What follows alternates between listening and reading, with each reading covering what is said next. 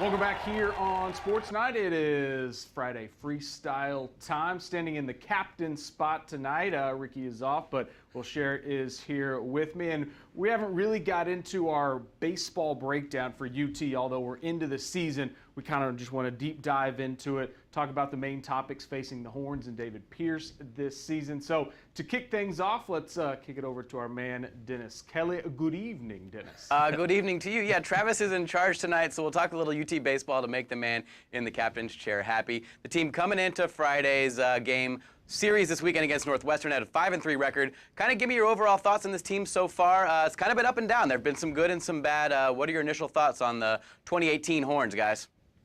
Well, I'm going to give a big to be determined, and I really think that, only 8 games that in. You should don't have be a pretty obvious. Hard, that firm stance. Okay, we need a little more of a sample size. And yeah, I think it's an interesting mix because I think a lot of what we saw in weekend 1 was very different in weekend 2. Dominant pitching for the Horns, especially from the starters in that opening series against Louisiana. Then you go and play LSU, and the starting pitching 2 out of 3 games was pretty bad. And then the flip side of that, the bats didn't really show up in the first weekend.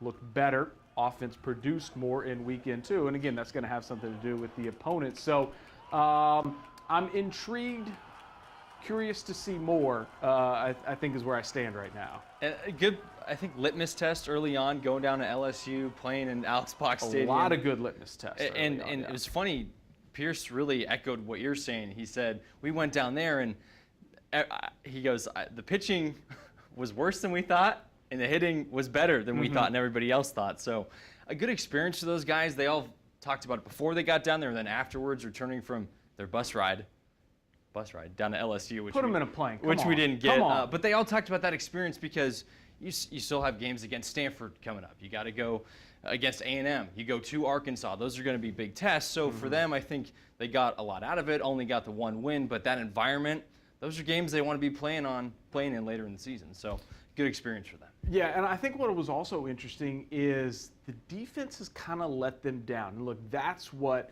allowed Texas to win 39 games last year. It was really good pitching, and it was great defense. And so there's still, look, this is the time of year where you're kind of mixing and moving. All right, we're going to start Cody Clemens at third.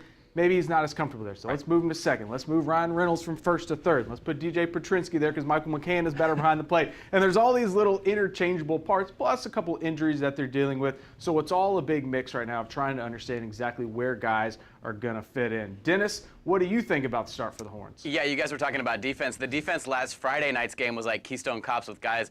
Nolan King trying to throw to third, no one's home. One thing that stuck out to me, though, is that the score at the LSU series, the scores of the games, may not really be indicative of how those games went down. Friday night was a drubbing. We saw that. But the Saturday game, UT went up 5-0 early and then ended up losing 10-5. So they may have been able to pull out a win there on Saturday. And then in the Louisiana series, they lost a game 2-1. That was definitely winnable. So I think they could be sitting more at 7-1 so far this season than 5-3. So yeah, like you guys said, I think we're definitely on the TBD scale. So let's go into the players on the team. Who do you guys think might have a breakout season this year, and who do you think is having a breakout season so far this year? Well, Cody Clemens has been incredible. If we want to just talk about the most consistent guy on the entire team right now, with his average being above 400, he's hit since game 1 all the way up until now. It's no secret around the sports department, and Will, you're going to learn this. I have a weird fascination with David Hamilton. I have since he was at San Marcos. Understandably so. I think he's very special. We know what he does on defense. Look, he's probably the best defensive shortstop in the entire country. Offense was a major issue last year. I think it's been better. They felt comfortable enough to put him at the top of the order, and I really think that this team goes as David Hamilton goes. When he gets on base, he's almost an automatic double because of his speed. 5 stolen bases already this season. He's just got to be a little more productive at the plate. And like I said, it's been better. If he could hit the ball to all fields, I think that would help. He's pretty much a strict pull hitter. He's hitting the ball hard. He's been robbed a couple of times. So I think there are very encouraging signs with David Hamilton's progress. And he is going to be a guy that if UT goes really far, I think he's going to have a major season. Well, to your point, we saw the bunt against UTSA, got them going on offense, maybe not driving the ball, but got on base, made some things happen. So if you can get going at the top of the order, set the table for guys, that could be huge. I know we have a fascination in my short time here in the sports department with the long ball, and we got Zoobs doing that. Yeah, double hit Zs. Hit a couple big ones. And so it was interesting talking with him during our media session earlier this week. He said, Coach Pierce says that home runs are just mishit doubles. That was one of the best quotes that we've had so far. And that's a guy who doesn't lack for confidence at all. He was asked if he goes up there trying to hit home runs. He didn't go as far as saying that he goes up with that mentality every time, but you can tell he's got so much confidence in himself. And why wouldn't you when you can hit the ball as far as he did? I think in the Northwoods League, he had like 22 home runs. Yeah, set a record. And set a record and won the MVP of the league. So that's really encouraging for a young guy, a redshirt freshman, to contribute. And I'm fine. I'm absolutely fine if he goes up there swinging for the fences. UT hasn't had a guy like that in so long. They need a dangerous hitter in the middle of the order. And I'm okay with the strikeouts. You don't love them, but look, this is a new day and age of baseball. Guys in the major leagues provide you with big power and awful strikeout numbers, like a Joey Gallo, something like that. So Zubia needs to be there, right there in the 4-hole, and I think that's a much better spot for him. I thought Austin Todd was a little bit out of his element hitting in that spot. I know, again, it's not traditional 1980s baseball where you have to put guys in specific positions in the order, but I think Zubia in the 4-hole makes a lot of sense for them. Let him go up there, take some big hacks. And the top of the order has been really good. I think Mason Hibbler is a very interesting prospect that's come in, transferred in, has been a spark plug in that number 2 spot. So I think there's some good bats to work with at the top of the order. They're going to need a little more help at the bottom of the order. But again, we're figuring all this out, Dennis. So the hitting, I think there's a chance it could be pretty good for the Longhorns this year. Yeah, Travis, you mentioned Hibbler. He's got hits in 6 of the 8 games so far this season. And Zubia, in case you're keeping tabs at home, the Horns record for homers in a single season is Kyle Russell. Back in 2007 with 28. Our guy, Dustin McComas, was in earlier this week from Orange Bloods, and he said that Zubia is the best power hitter the Horns have had since Kyle Russell. So we'll definitely be keeping an eye on that. So let's get into the pitching rotation a little bit. Nolan Kingham obviously started the season as their Friday ace. He started out the season against Louisiana with just a dime. I mean, he threw 8 innings, 10 strikeouts, and then went out to LSU last week and got shelled like almost immediately. So they bring him in on Tuesday night in a closing role. He was planned to pitch bullpen anyway that night.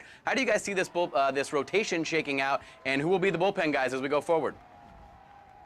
Look, Kingham had a bad start against LSU. Kingham is still your number 1 And so guy. what? Exactly. He is still your number 1 guy. And he's got to get better early on in games. That's where he's kind of come out. It takes him a little while to get into a rhythm, but settle down. I think he's going to be fine. I don't think they need to panic right now and start really moving guys around. And I don't think they have a lot of flexibility as maybe they did a year ago. I think you feel your top 3 starters are Kingham, Sugart, and Henley.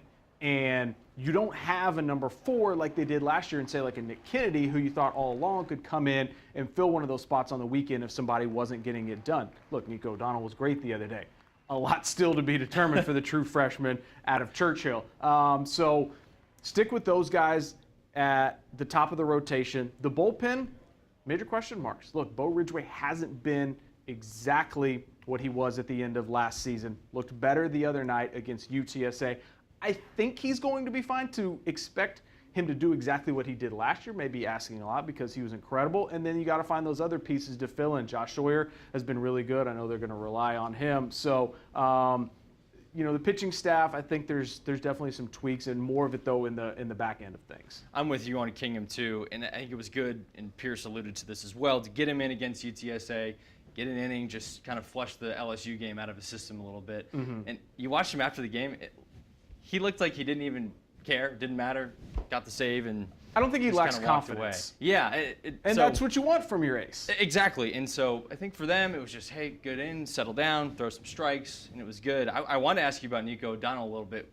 We saw him with the start against Lamar. He was up in the zone, just really didn't have any control, but then comes back and throws great against UTSA. Is he a guy that you have confidence in, being a swing guy, and obviously pitching in the middle of the week too?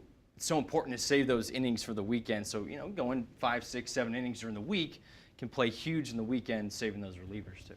O'Donnell is a very interesting story because he played on a Churchill team last year where he was the number 1 guy. But that staff is absolutely loaded. Most of the guys are back, and you're talking about major D1 prospects, guys like Jack Neely, who's going to be at Texas next year, Landry Weidman.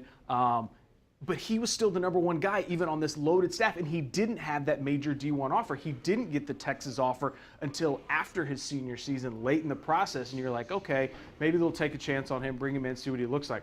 Well, then he just comes in and he pitches so well that he earns, the weekday spot, and you're like, gosh, man, somebody was missing something on him, and so he's very intriguing to watch going forward. I don't know if he does anything that just wows you, but he's around the strike zone. He pitches with confidence, and I think he just kind of goes out there and throws strikes. Once he settles in to being a college player, look, he could be an interesting prospect for them moving forward. And those midweek games are huge. Look, it's a big reason why Texas was better last year is because they won midweek games, and David Pierce has placed a premium, if I can get all my P's out. Lots of P's there. He's placed a premium on those midweek games, and I think it's important because they got some big ones coming up as well. So just getting rolling here on the UT baseball season, as we said. Some intrigue for the Horns, but a lot that we will find out in the weeks moving forward. All right, we'll be back in just a few here on Sports Night.